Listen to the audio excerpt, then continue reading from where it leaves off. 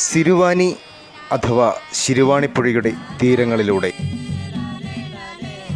മുത്തികുളം കുന്നിൽ നിന്നുമാണ് ശിരുവാണിയുടെ ഉത്ഭവം.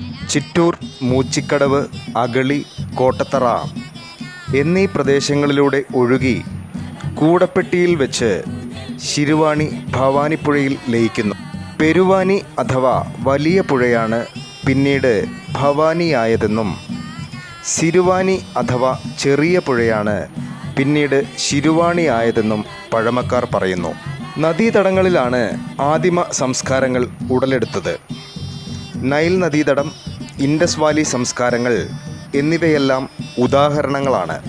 അത്തരമൊരു സംസ്കാരം നമ്മുടെ അട്ടപ്പാടിയിലൂടെ ഒഴുകുന്ന സിരുവാനി എന്ന ശിരുവാണിപ്പുഴയുടെ തീരത്തും നിലനിന്നിരുന്നുവെന്ന് ചരിത്ര ഗവേഷകനായ ഡോക്ടർ മണികണ്ഠൻ പറയുന്നു.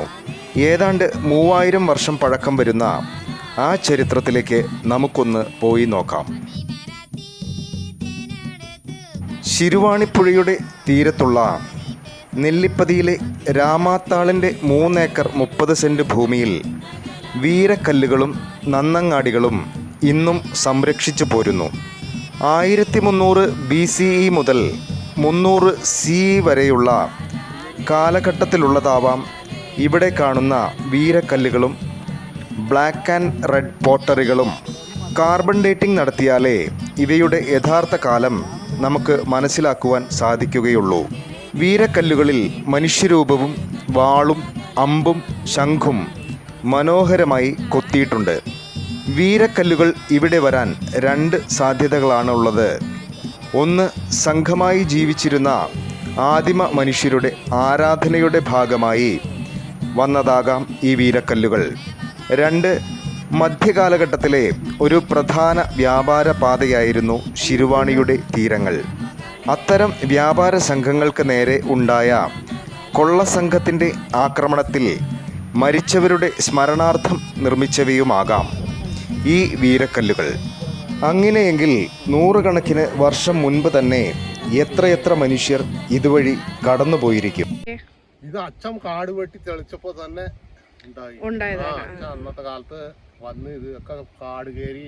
ഇത് ആദിവാസിയുടെ അടുത്ത് അന്ന് വെറുതെ കിടക്കുന്ന സ്ഥലമാണ്. അപ്പൊ അച്ഛൻ അന്ന് വിലക്ക് വാങ്ങി അപ്പൊ എല്ലാം വെട്ടി തെളിച്ച് ഇങ്ങനെ വരുമ്പോ ഇവിടെ ഒരു അമ്പലം. അപ്പൊ കണ്ണ് കൂട്ടുമ്പോ അപ്പോ ഈ കലപ്പയ്ക്ക് എന്താ തട്ടുന്നു പറഞ്ഞ അച്ഛൻ അവിടെ ഒരു 5-6 കല്ലുകളൊക്കെ ഉണ്ടായിരുന്നു. അപ്പൊ അന്ന് അച്ഛൻ ഇരുന്നിട്ട് കമ്പിയും കൊണ്ട് മാന്തി നോക്കുമ്പോ അപ്പൊ ഈ കിണത്തില് മടാവും. അപ്പോൾ അങ്ങനെ കിളച്ച് അപ്പോൾ നോക്കുമ്പോൾ ഇത്ര വട്ടത്തിലുണ്ട്.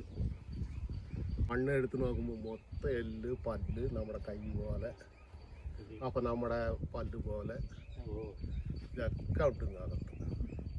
അപ്പോൾ അത് തന്നെ എടുത്തിട്ട് പിന്നെ അതിന് മൂടി, അവിടെ തന്നെ മൂടിയിട്ടല്ല എല്ലാം. ശിരുവാണിപ്പുഴയുടെ തന്നെ തീരത്ത് സ്ഥിതി ചെയ്യുന്ന മനോഹരമായ ക്ഷേത്രമാണ് നായിക്കർപാടി വനഭദ്രകാളിയമ്മൻ ക്ഷേത്രം. പ്രശാന്ത സുന്ദരമായ ഇവിടം ദൈവിക ചൈതന്യത്തിൻ്റെ കേന്ദ്രം തന്നെയാണ്. തെങ്ങിൻ തൈ നടാൻ കുഴിയെടുത്തപ്പോൾ ഇവിടെ നിന്നും ഒരു ശിലാഫലകം ലഭിച്ചു. 10-ാം നൂറ്റാണ്ടിനും 12-ാം നൂറ്റാണ്ടിനും ഇടയിൽ ഈ പ്രദേശത്തുണ്ടായിരുന്ന ആരാധനാലയത്തിന് ആരോ കാണിക്ക സമർപ്പിക്കുകയും അത് ഈ ശിലാഫലകത്തിൽ രേഖപ്പെടുത്തിയിട്ടുമുണ്ട്. ഇത് തമിഴ് കോലെഴുത്താണ്. എൻ്റെ പേര് സെൽവൻ. കാരയൂർ ശ്രീ വനഭദ്രകാളി അമ്മൻ ക്ഷേത്രത്തിലെ പൂജാരിയാണ്. ഇവിടെ ഒരു കൽവെട്ട് കിട്ടിയിട്ടുണ്ട്. അത് ഈ ക്ഷേത്രത്തെ പരാമർശിക്കുന്നുണ്ട്. പിന്നെ തിരുവനന്തപുരത്ത് നിന്ന് ആർക്കിയോളജിക്കൽ ഡിപ്പാർട്ട്മെൻറ്റിൽ നിന്ന് വന്ന് ഇത് പരിശോധിച്ചിട്ടുണ്ട്. പിന്നെ ചെന്നൈ ആർക്കിയോളജിക്കൽ കോളേജ് അവിടെ നിന്നും കുറച്ച് പിള്ളേർ വന്ന് ഇത് നോക്കിയിട്ട് അതിൻ്റെ സ്കെച്ചും കാര്യങ്ങളൊക്കെ എടുത്ത് പോയിട്ടുണ്ട്. ഒരുപാട് പഴക്കമുള്ള ക്ഷേത്രമാണ്. അടുത്തതായി നമ്മൾ പോകുന്നത് കോട്ടത്തറ ചന്തക്കട ഭാഗത്തുള്ള നട്ടക്കല്ലൂരിലേക്കാണ്.